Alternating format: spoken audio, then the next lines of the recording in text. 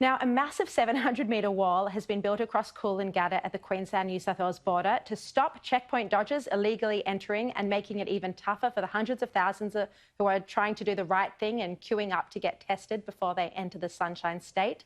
Local LNP politician Laura Gerber joins me now from Currumbin. Thank you for your time. What do you think? Is this wall necessary and a good idea? Thank you so much for having me on tonight, Sharri.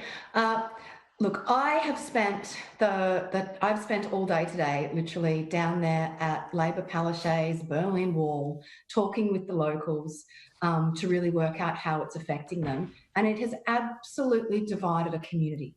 This is one border community. They live on one side of that street and go to work on the other. And there is now a blockade, a massive 700-metre blockade that is preventing them from going about their daily lives.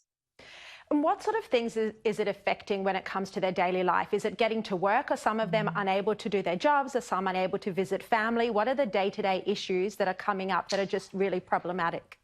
It is all of that. So while I was there talking with locals, a young mum walked up to the wall with her pram and her infant child in the pram, just wanting to take her infant son to the GP because the GP is just across the road. And she was going to miss her appointment because ordinarily she'd just walk there. So I actually, with another good Samaritan, helped her pick up her pram, lift over Palaszczuk's Berlin Wall, and I let her, and then she went on to her GP appointment. The issue here is that it's a community divided. And when the borders were closed, there were hard closures that were turned into pedestrian crossings to allow the community to continue to go about their daily lives. There was a gentleman there that I spoke to whose elderly grandmother, 96 years old, has cancer, and he takes her meals to her. And he couldn't do that. He has to now jump that wall to be able to take meals to his elderly mother. It's little things like that. And they're just the stories of the couple of locals that I met in the space of 2 hours while I was at the Palaszczuk border blockade, trying to talk to the community to really understand the issue. I mean, apart from the inconvenience of this wall to the local community, you'd have to acknowledge, wouldn't you, that the Queensland government has done a good job in keeping the virus out of the state, particularly when you look at New South Wales and Victoria?